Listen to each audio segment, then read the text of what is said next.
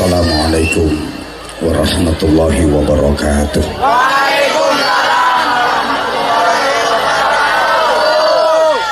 Bismillahirrahmanirrahim. Alhamdulillahi rabbil alamin wa kafa. Wassalatu wassalamu ala sayyidina wa maulana Muhammadin al-mustafa wal mujtaba wal muqtafa wa ala alihi wa ashabihi ahli sidqi wal wafa. Amma ba'du. Fadilatul Habib Muhsin bin Ali Al-Haddad bersama para habaib yang lain, tanpa mengurangi rasa ta'zim dan hormat saya, tidak bisa saya sebut namanya satu persatu. Mata'anallah tula hayatihim wa nafa'anallah bi'ulumihim wa adamallah karamahum fid din wa dunya wal akhirah. Mudah-mudahan Allah SWT karuniakan kepada beliau-beliau panjang umur, sehat wa'afiyah, kemampuan, kekuatan, keikhlasan zahiran wa batinan untuk terus mendidik, membimbing kita menuju cinta Rasulullah Sallallahu Alaihi Wasallam, menuju ridha Allah Subhanahu Wa Taala. Ulama al-ajilla, para kiai, para penyai, para sesepuh yang kita hormati, kita mohon restu dan doanya. Sahadat zu'ama, pejabat pemerintah baik sipil TNI maupun Polri dalam semua tingkatan bersama jajarannya, panitia, tim keamanan, bapak-bapak, ibu-ibu, adik-adik, seluruh jamaah, khususnya warga Purba sana yang berkumpul di Purba sini, dan jamaah-jamaah dari desa-desa lain. Panjenengan semua yang hadir di majelis ini adalah orang-orang yang dipilih oleh Allah, orang-orang yang diundang oleh Rasulullah, sehingga insya Allah panjenengan termasuk orang-orang yang beruntung. Karena untuk bisa hadir berkumpul di majelis semacam ini tidak gampang, nggak mudah. Buktinya tidak semua orang bisa. Ada yang sudah nyampe sini balik pulang, dia hanya beli balon saja. Memang nggak dipilih sama Allah, nggak diundang sama Rasulullah. Ada yang rumahnya deket, tapi dia nggak ikut gabung di sini, dia nggak ikut hadir di majelis ini, padahal rumahnya deket. Sekarang dia lagi kelon. Kalau memang dipilih Allah, diundang sama Rasulullah, meskipun rumahnya jauh, datang. Betul? Ini majelis penuh syafaah, ini majelis penuh rahmah, ini majelis penuh maghfirah, ini majelis penuh barokah dan ridha Allah. Majtama'a qaumun fi baitin min buyutillah yatluna kitabahu wa yatadarasunahu bainahum illa nazalat alaihimus sakinah wa haffathumul malaika wa dzakarahumullahu fi man indah. Ketika satu komunitas masyarakat, satu kaum berkumpul di rumah Allah, masjid, musola, pesantren, termasuk majelis-majelis zikir, majelis-majelis sholawat, majelis-majelis ilmu, kemudian dibacakan ayat Allah untuk dikaji, dipahami dengan niat akan diamalkan, kecuali pasti Allah akan menurunkan rahmatnya, Allah akan menurunkan kasih sayangnya, Allah akan menurunkan ketenangan, ketentraman, kedamaian, kebahagiaan. Sehingga yang saya perhatikan di hadapan saya adalah wajah-wajah penuh bahagia, wajah-wajah ahli surga. Nggak kelihatan kalau hutangnya banyak. Wa haffathumul malaika, Allah mengepung seluruh yang hadir di majelis ini dengan para malaikat-malaikatnya Jadi Allah itu punya malaikat namanya malaikat sayyarin, malaikat yang tugasnya keliling nyari majelis zikir, majelis sholawat, majelis ilmu. Setelah ketemu mereka panggil-panggil temennya yang masih di langit, halumu ilayya, kesini kalian semua. Mrene, kalau Bojonegoronya come here, come here. Kemudian para malaikat mengepung, semuanya beristighfar memohonkan ampun atas dosa-dosa seluruh yang hadir di majelis ini. Bahkan Allah berjanji, siapapun yang hadir di majelis zikir, majelis sholawat, majelis ilmu, maka diampuni semua dosa-dosanya sebelum dia beranjak dari tempatnya. Sebelum Anda berdiri dari tempat ini, semua dosa-dosa sudah diampuni oleh Allah. Majelis semacam ini oleh Rasulullah disebut sebagai taman syurga. Idza marartum biriyadil jannah farta'u. Jika kalian mendapati ada taman-taman syurga, jangan lewatkan begitu saja, jangan sia-siakan. Ikutlah kalian mendusel. Mendusel itu ya mengusel. Ikut gabung. Para sahabat bertanya, "Wa ma riyadul jannah ya Rasulullah?" Apa yang dimaksud taman-taman surga itu wahai Rasulullah? Nabi menjelaskan, halaqatul dzikri wa majalisul ilmi. Halaqah-halaqah zikir, majelis doa, majelis sholawat, majelis-majelis ilmu adalah taman-taman surga. Siapa yang waktu di dunia kulina itu apa ya? Iya, biasa berada di taman surga, maka dia akan menjadi penghuni taman surga yang sesungguhnya kelak di akhirat. Maka kalau saya ditanya siapa orang yang paling gampang jalannya menuju ke surga, ya orang yang rajin hadir di majelis ilmu, majelis zikir, majelis sholawat. Ada janji dari Rasulullah, man salaka thariqan yaltamisu fihi ilman sahalallahu lahu thariqan ilal jannah. Siapa yang menempuh perjalanan menuju ke suatu tempat untuk belajar, untuk ngaji, untuk zikir, untuk sholawat, maka dimudahkan baginya jalan menuju ke surga. Semakin rajin hadir ke majelis semacam ini, semakin gampang, semakin mudah jalannya menuju ke surga. Amin Allahumma amin ya Rabbal. Nah, ada yang bilang, masa sih majelis kayak gini aja kok disebut taman surga? Duduknya aja desek-desekan, umpet-umpetan, kayak mambu kelek kecut, mambu keringet selemut-selemut, mambu entut. Kok disebut taman surga? Iya, karena majelis semacam ini mendorong kita untuk lebih dekat kepada Allah, mengajak kepada kita untuk lebih dekat kepada Rasulullah, sehingga hati kita akan lebih mencintai Allah, lebih mencintai Rasulullah Shallallahu Alaihi Wasallam. Majelis semacam ini adalah kumpulan orang-orang baik. Saya yakin yang hadir di majelis ini semuanya orang-orang baik. Nah, kalau kita sering berkumpul dengan orang-orang baik, pasti kita akan kecipratan kebaikannya, mendapatkan percikan kebaikannya. Akhirnya kita ketularan jadi baik. Alhamdulillah. Alhamdulillah. Oke,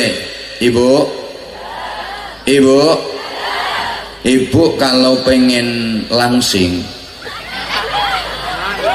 kan gemuk itu sesuatu yang menakutkan bagi perempuan. Wong saya ngomong gemuk aja, yang gemuk langsung duduknya mereng-mereng. Ibu kalau ingin langsing, ibu nggak perlu capek-capek diet, minum obat pelangsing, apalagi pakai perutnya dipeletot-peletot, sedot lemak macam-macam, sakit ibu. Ada cara praktis supaya ibu jadi langsing.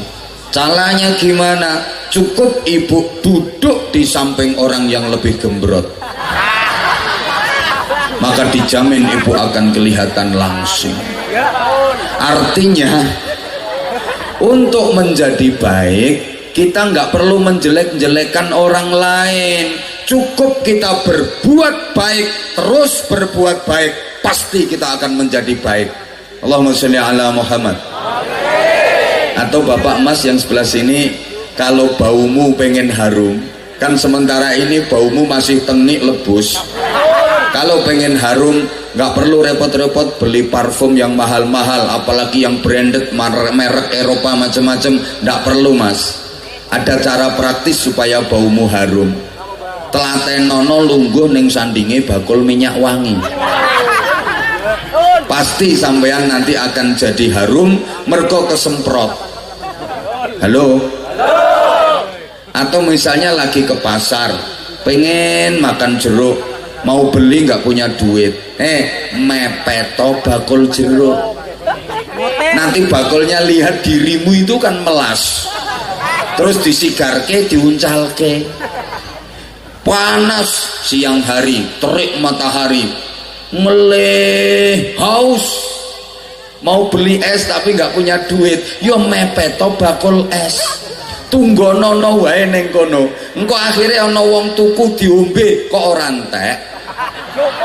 Lah kuwi sisane diparingke Rika. Halo? Bisa difahami? Allahumma sholli ala Muhammad. Allahumma sholli ala Muhammad.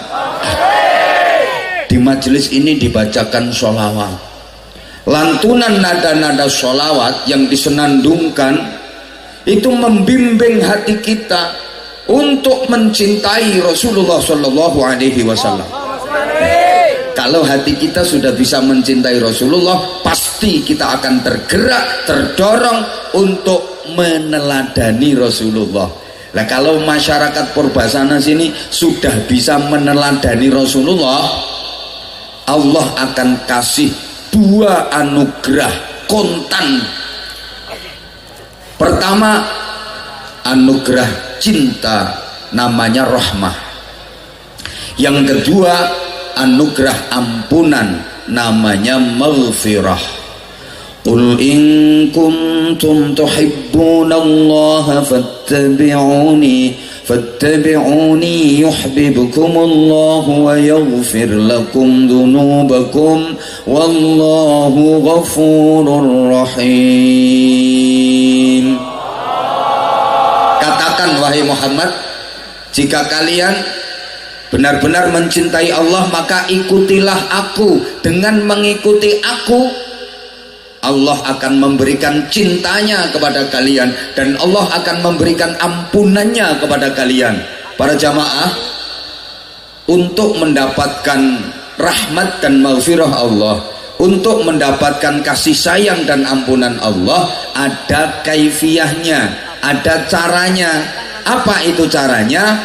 Mengikuti Rasulullah, derek kanjeng Nabi. Lah supaya bisa derek kanjeng Nabi, modalnya adalah cinta, love. Cinta itu memang sangat penting dalam kehidupan. Love is the power of life. Iki aku ya orang ngerti artinya. Cinta itu kekuatan hidup. Hidup kalau nggak ada cinta pasti terasa hampa. Hidup tanpa cinta bagai taman tak berbunga. Hai, begitulah kata para pujangga. Rawahu Roma Irama. Hidup tanpa cinta bagai taman tak berbunga. Hidup tanpa cinta bagai sayur tanpa garam. Hidup tanpa cinta bagai langit tanpa bintang. Hidup tanpa cinta bagai samudra tanpa ombak.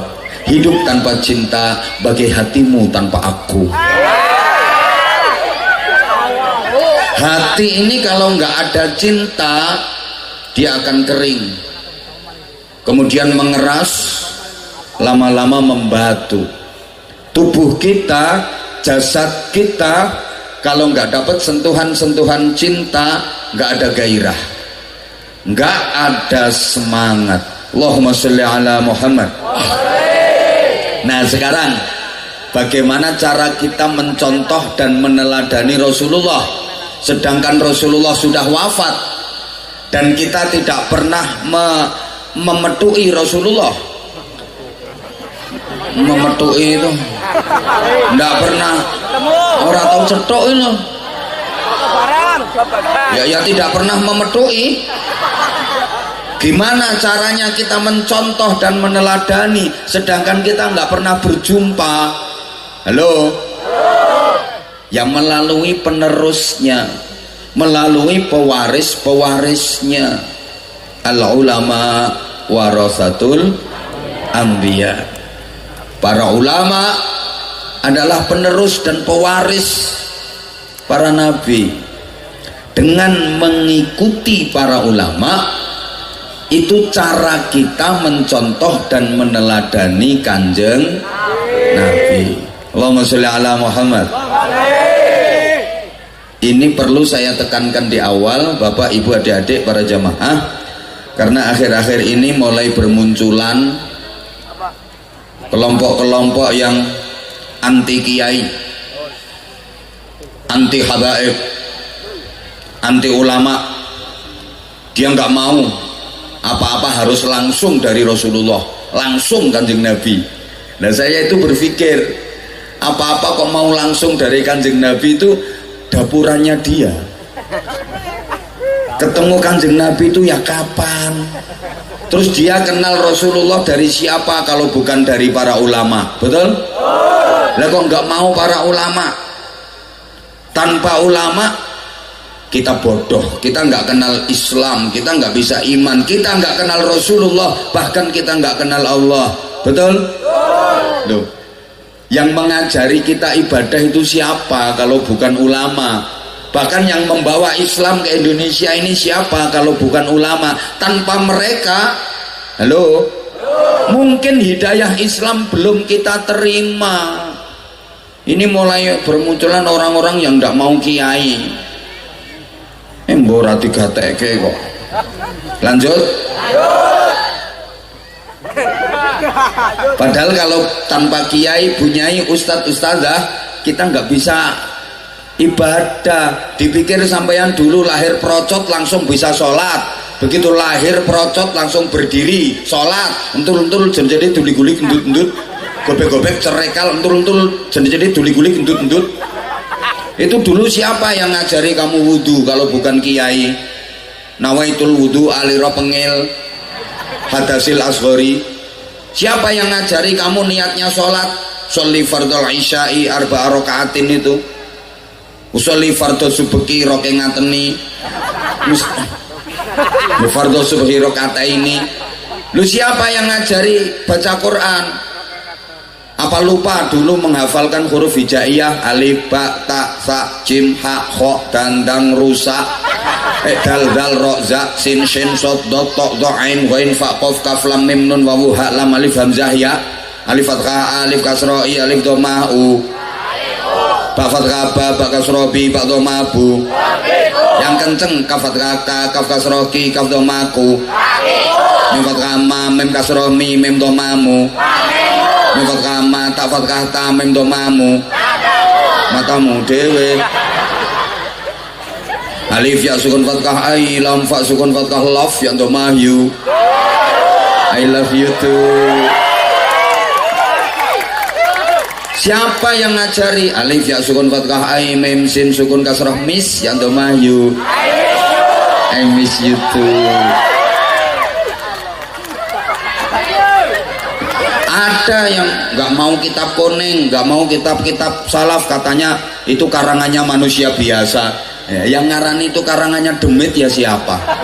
Emang itu karangan manusia, tapi manusianya nggak seperti kita, orang-orang alim. Adanya kitab-kitab kuning itu memudahkan kita memahami Quran, memahami hadis, karena itu penjabaran secara detail, secara rinci tentang isi kandungan Quran dan hadis. Lah kalau mau langsung memahami dari Quran dan hadis, maaf kita nggak punya piranti yang cukup. Orang kita nggak menguasai nahwu, sorob, mustalah hadis, qawaid, usul fikih. Kita nggak kenal ulumul Quran, ulumul tafsir. Gayanya langsung dari Quran, langsung dari hadis. malah bisa salah faham atau bahkan bisa jadi faham yang salah. Halo, ibaratnya gini loh, ibu kalau pengen merasakan wanginya kembang mawar, kembang melati, kembang kenanga, kembang kantil, kembang dahlia, terus kembang api, gue nyumet lambemu yang wangi-wangi itu. Tapi Bu, pohonnya sudah layu, kering, apa nggak bisa merasakan wanginya? Bisa. Dari mana? Dari proses kembang yang sudah disuling, disaring, diolah jadi parfum, malah enak, bisa ngatur aroma. Lah kalau mau langsung menghirup dari kembangnya, bisa-bisa ndak kuat loh, enek.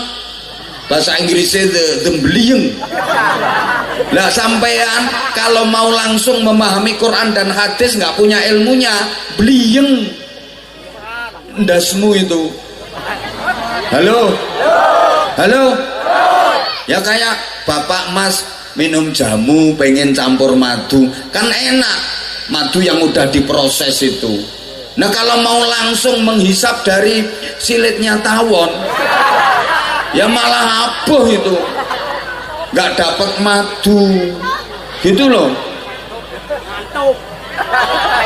Mudah-mudahan bisa difahami omongan saya ini. Paham ya? Nah, orang Purbasana yang hadir di sini ini orang istimewa loh. Anda itu nggak pernah berjumpa dengan Rasulullah, nggak pernah ketemu sama Rasulullah. Loh, apa ada di era seperti ini orang yang bisa ketemu sama Rasulullah? Ada, baik fil yaqdah, dalam keadaan sadar terjaga, maupun fil manam, melalui mimpi. Orang-orang yang bersih hatinya, nggak ada benci, nggak ada dendam, nggak ada hasud, kekasih-kekasih Allah, kekasih-kekasih Rasulullah, bisa ketemu dengan Rasulullah, bisa mimpi ketemu Rasulullah. Nah sampeyan yo mimpi tapi yo ketemu luwak, garangan, codot, terus dioyak-oyak gendruwo, demit. Nah karena mimpi itu kan cari setelan sendiri-sendiri. Mimpi itu cari pasangan sendiri-sendiri. Orang mimpi itu roh, Bapak Ibu para jamaah, al arwah junudun mujannadah. Roh itu ada pasangannya. Roh baik nyambungnya ya sesama roh yang baik. Roh buruk itu sambungnya dengan roh yang sama-sama buruk. Maka orang baik itu biasanya mimpinya mimpi baik, ketemu sama orang baik, ngalami keadaan yang baik. Orang jelek mimpinya yang mimpi jelek, ketemu orang jelek, ngalami keadaan yang jelek. Wong apik ngimpine ngimpi ketemu wali, ngimpi ketemu ulama, ngimpi melihat matahari, mimpi mangku rembulan, mimpi mangku Anwar Zahid. Lha wong elek ngimpine yo ngimpi ketemu Mak Lampir, Nini Pelet, Grandong wa ala alihi wa sahbihi ajmain. Makanya maaf ya, maaf kalau ada tetangga sampean atau temen-temen Nerika wonge ora nate salat, Ramadan ora poso, majelisan ora tahu teko, ge wonge pelit, karo tangga ora gelem rukun, ge cerita nyonge mambengi ngimpi ketemu Sunan Kalijaga. Ojo percaya pitung turunan. Ora mungkin Sunan Kalijaga kok nemoni. Kuwi sing nemoni Sunan Jaga Kali. Tukang mancing apa tukang ngising?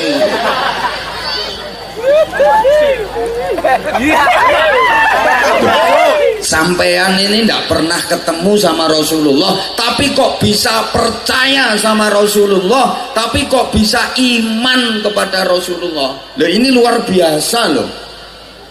Ndak pernah ketemu nabinya, ndak pernah berjumpa nabinya, kok bisa cinta, bisa manut.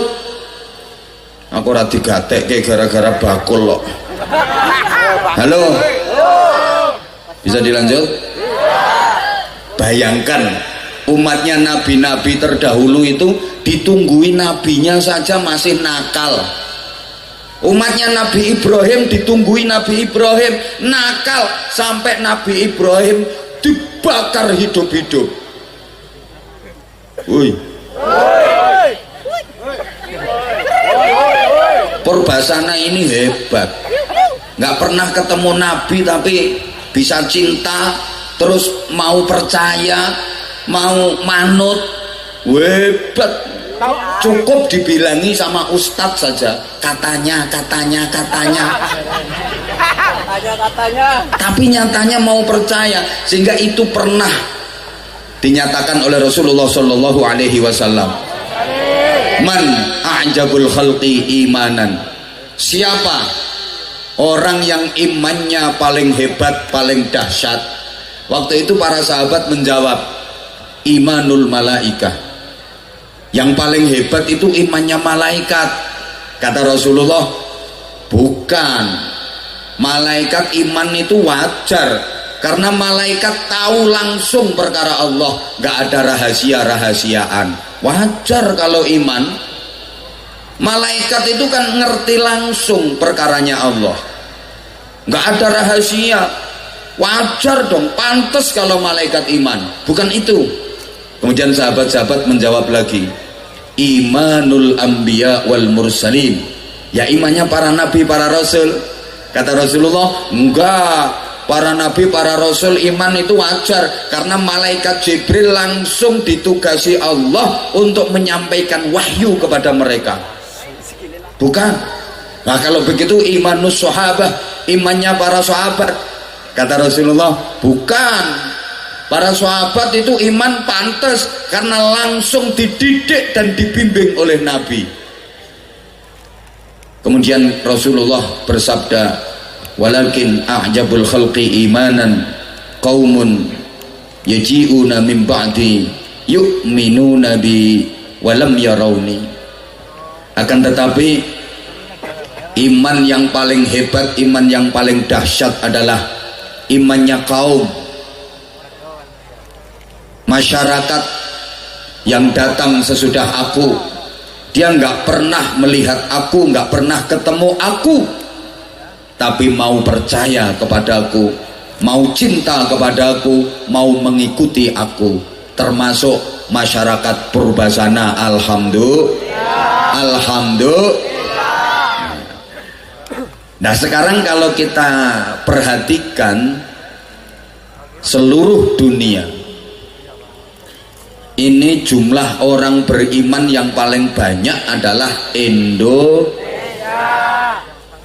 Negara di seluruh dunia yang jumlah penduduk beragama Islamnya paling banyak adalah Indonesia. Maka setiap tahun kuota jamaah haji itu paling banyak ya dari negara Indonesia. Peziarah makam Rasulullah yang paling banyak itu dari negara Indonesia. Yang tawaf mengelilingi Ka'bah itu paling banyak juga dari negara Indonesia. Jumlah jamaah umroh terbanyak itu Indonesia. Lah kita harus bangga loh jadi masyarakat Indonesia, masyarakat Islam Indonesia yang bisa hidup berdampingan dalam keberagaman. Padahal Indonesia ini macam-macam suku, macam-macam budaya, macam-macam adat istiadat, bahkan macam-macam agama, tapi bisa rukun. Coba di Timur Tengah yang satu ras, satu suku, satu bahasa, satu agama, tapi perang saudara, hidup nggak nyaman, hidup nggak tentram. Di Timur Tengah sana mau bikin majelis kayak gini nggak bisa, walaupun di negara-negara Islam. Tapi kalau di Indonesia kita mau bikin majelis ini sampai subuh juga bisa. Betul? Betul? Di negara manapun nggak ada seperti Indonesia ini. Saya itu udah beberapa negara luar negeri saya datangi. Ya beberapa negara Eropa ya, Jepang, Korea, terus Cina, Taiwan, Hong Kong. Emang sombong? Emang sengaja tak sombongin kamu? Emang sengaja sekali waktu perlu sombong? Emang sengaja? Artinya apa? Bahwa penyebaran Islam walaupun prejengannya kayak gini, tapi ternyata udah bisa sampai luar negeri beberapa negara. Daripada yang bilang sombong amat, ganteng orangnya, tapi ngutek kan. Itu loh. Bahkan ada yang sempat nanya, ngapain ke negara-negara luar? Tak bilangin, ngaret. Nah, orang kerjanya udah kayak gini. Nah, maksud saya bukan mau menyombongkan diri, makanya kalau ada orang ngomong itu dengerin dulu. Memang ini ada cangkem lecek itu di situ. Saya kan mau cerita bahwa di negara-negara lain itu mau bikin majelis kayak gini, izinnya susahnya minta ampun.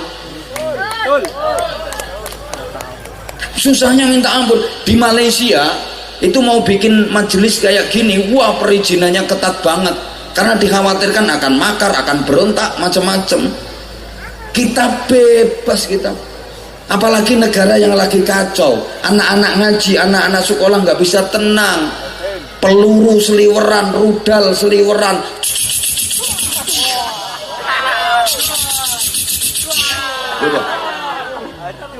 Coba misalnya lagi ngumpul kayak gini, tiba-tiba ada bom nyasar, dor. Coba. Ya bom ya dor, masa ada bom kok cerut. Itu rak bomnya bojomu. Teratut bubar.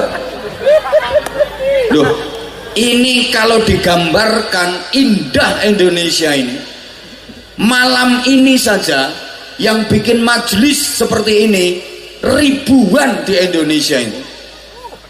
Kalau digambarkan seperti bintang gemintang yang mengitari rembulan. Loh, makanya ulama-ulama besar dunia itu seneng banget berkunjung ke Indonesia.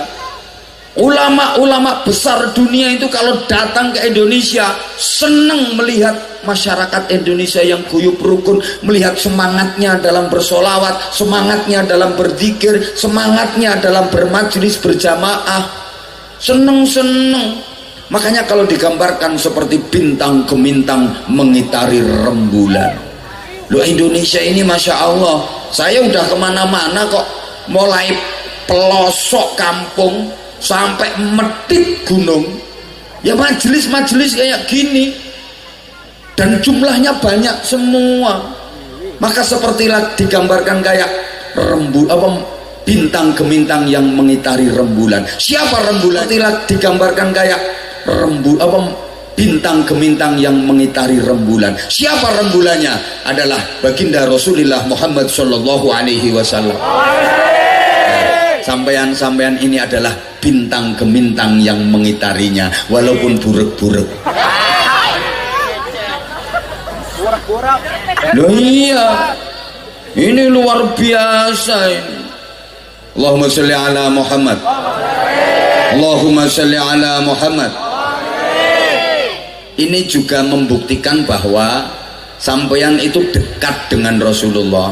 Cuma sampeyan nggak kroso, sampeyan itu nggak sadar kalau sebenarnya sampeyan sama Rasulullah itu dekat banget. Bapak Ibu para jamaah, ketika Anda baca Al-Quran, itu suara Anda berpadu dengan suara Rasulullah, nafasmu menyatu dengan nafas Rasulullah. Kenapa? Ya karena yang menyuarakan Al-Quran pertama kali di dunia ini adalah Rasulullah Shallallahu Alaihi Wasallam. Al-Quran kalamullah, melalui malaikat Jibril disampaikan kepada Rasulullah, disuarakan oleh Rasulullah, terus sambung berantai sampai kepada guru sampean, akhirnya sampai kepada sampean. Maka sekali lagi, ketika sampean baca Quran, Anda baca Quran, nafasmu berpadu dengan nafas Rasulullah, suaramu menyatu dengan suara Rasulullah. Betapa mulia dan berkahnya orang yang baca Al-Quran. Maka upayakan tiada hari tanpa baca Al-Quran. Harus tiap hari baca Quran. Kalau bisa ikut program One Day One Juz, 1 hari 1 juz, sebulan khatam sekali. Keren, setahun khatam 12 kali. Kalau belum mampu, one day setengah juz.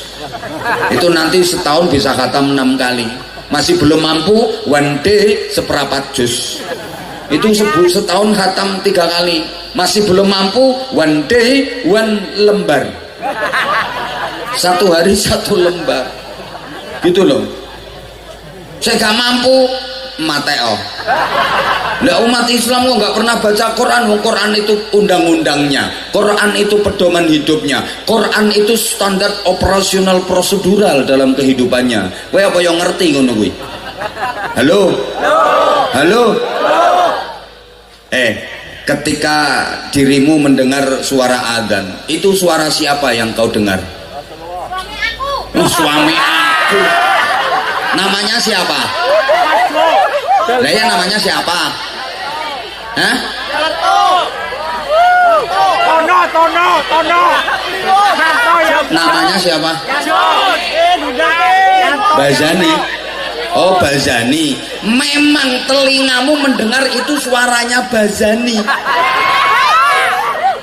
Yang ngelik-ngelik, tapi bukankah hakikatnya itu adalah suara Rasulullah melalui rungokne toh mata rantai lesan-lesan manusia dalam sejarah yang panjang yang ngajari kok gitu loh.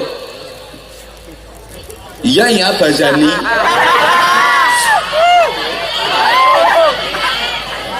Bazali. Bazali. Ya, telingamu mendengar itu suaranya Bazali, tapi bukankah hakikatnya itu adalah suaranya Rasulullah? Ibu pakai busana berukut nutup aurat, itu siapa yang make up dirimu? Wong kene le ngarani memaesi dirimu, mendandani dan memacai dirimu. Dengan berbusana seperti itu, ibu kelihatan anggun mempesona, indah dan tidak mudah diganggu oleh lanangan. Loh, itu Rasulullah yang memake up dirimu sehingga dirimu jadi terhormat, disuruh nutup aurat.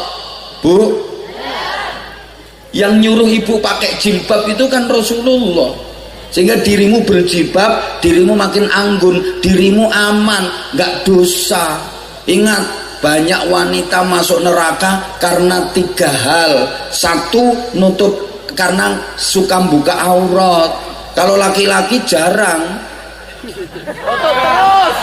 Coba ketika Rasulullah pulang dari Isra Mi'raj itu cerita penduduk neraka itu laki-laki sama perempuan lebih banyak. Wong lanang karo wong wedok sing mlebu neraka luwih akeh wong.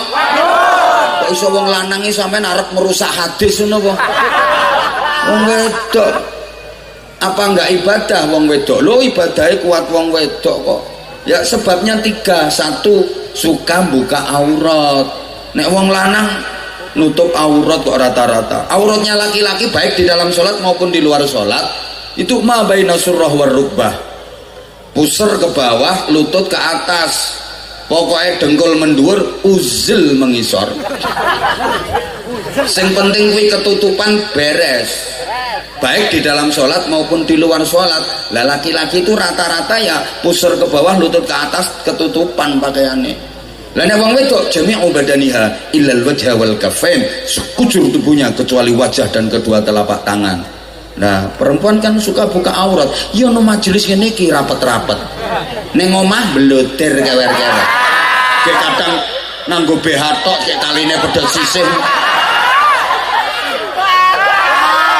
Kalau enggak gitu pakaiannya gede tapi transparan, tembus pandang. Atau pakai full press body, melefet, ngafret, mentekuk, mentek. Kadang landung ngisor ning belekane dhuwur nganti tembus Sidratul Muntaha gitu. Maka ibu harus bersyukur dipacai sama Rasulullah nutup aurat. 2, banyak wanita masuk neraka itu karena sering melukai perasaan suami, sering menyakiti hati suami.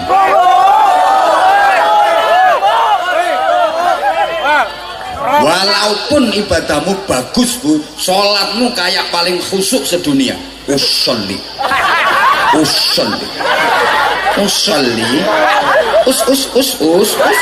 usolli fardol Allah akbar. Ayo. Poso bendina sedekah nyah-nyoh.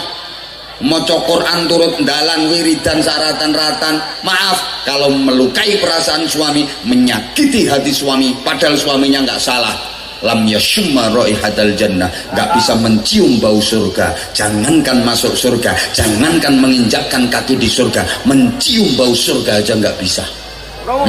Iki sing lanang seneng ya. Krungu kupingmu. Jarine sing lanang-lanang cocok iki cocok. Jare sing wedok-wedok kiai telek.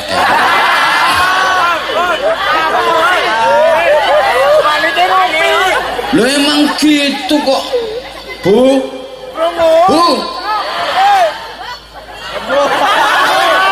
Lah sekarang ganti.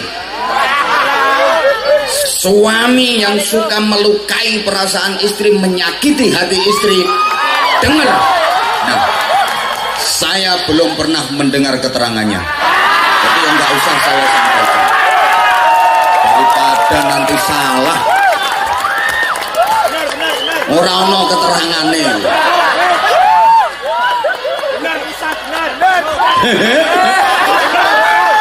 Allahumma sholli ala Muhammad. Yang ketiga yang menyebabkan wanita masuk neraka itu badhiyatul lisan, gak bisa menjaga bawah hidung 4 cm. Apa? Wong wedok kuwi kokean kok cocok. Wong wedok kuwi kokean pokoknya sak ketoke mripate diomong, sak krungune kupinge diomong kuwi wong wedok. Ya ana wong sugih slametan berkate gepeng cilik ya diomong. Wong sugih pelit wintute diwadahi botol. Diperes ora netes. Kiai lho diomong wong wedok. Ono kiai diundang pengajian ceramah kok teko ndisiki ya diomong. Kiai nek ora payu ya ngono kuwi. Acara urung mulai kok wis teko. Apa meneh yen ora njaluk mangan panitia. Engko tekone lambat telat ya diomong. Kiai jual mahal. Peh larise senengane teko telat. Senengane teko telat dadi enten-entenane wong. Lho ngono. Hoi. Engko ceramah kok lama, suwi ya diomong. Ya ceramah ngatokne wong. Kono penak lungguh kursi empuk kari ngoceh, lha kene bokong panas sikil gunjingen sing sila sembujung metungkrung mereng nengen mereng ngewa. Engko ning ceramah meng sedilut sebentar ya diomong. Diundang tenan-tenan ceramah diluk banget kaya pitik nelek ceret. Ge ngono antrine suwe mbayare larang.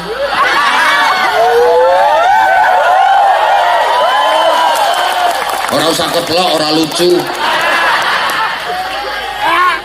Kepengen murah ya bojomu dhewek kon ceramah. Larang murah itu tergantung kualitas. Rupa nggawa rega. Nanti ceramah dikasih humor ya diomong. Kiai apa dagelan? Ceramah ming cengengesan wae mbok ora usah dadi kiai kono melu limbukan apa melu wayangane iki Haryo ngono. Kiai kok meng cengengesan tok. Lho ngono. Nanti kalau ngajinya serius ya diomong, ngaji ya meng petentengan kaya udon arep bledos. Info sarung. Wong wedok wis ngono kuwi. Makane nek aku seorang gagas. Iki zaman politik kaya ngene iki ana kiai mendukung salah satu capres cawapres, ya diomong, kiai kok melok politik. Kiai apa? Lah nanti kalau nggak ikut dukung ya diomong kiai orang duwe sikap ora tegas. Nekon piye terusan? Kan aku serang gagas cangkeme. Halo. Ora ono bagi-bagi sarung. Sarung apa? Ngaji dhisik. Allahumma sholli ala Muhammad. Allahumma sholli ala Muhammad. Loh, ibu makanya pantas karena yang menghiasi dirimu adalah Rasulullah. Dirimu jadi terhormat dan berwibawa. pantas kalau dirimu mengenakan jilbab, dirimu pakai jilbab sambil baca sholawat. Ngono lho Bu, itu yang memuliakan dirimu, yang memerintah dan ngatur dirimu jadi mulia itu Rasulullah. Pantes sampean nek nganggo jilbab iki karo sholawatan. Ngono Bu. Mughram qalbi bihubbika mughram ya Mustafa al-mukarram ya Rasulullah. Sambil make up jamalak nafisna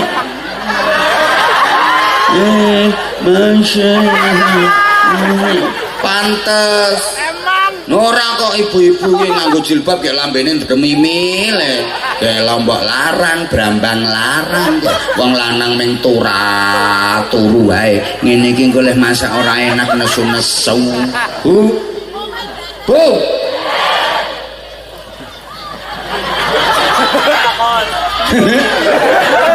makanya tadi sampean sama habaib diajak bersolawat itu untuk membebani bibirmu agar basah dengan solawat, basah dengan zikir, dan bibirmu tidak menjadi duri-duri yang tajam yang menusuk-nusuk perasaan suamimu karena sering mengerawus dan menyelatu suamimu.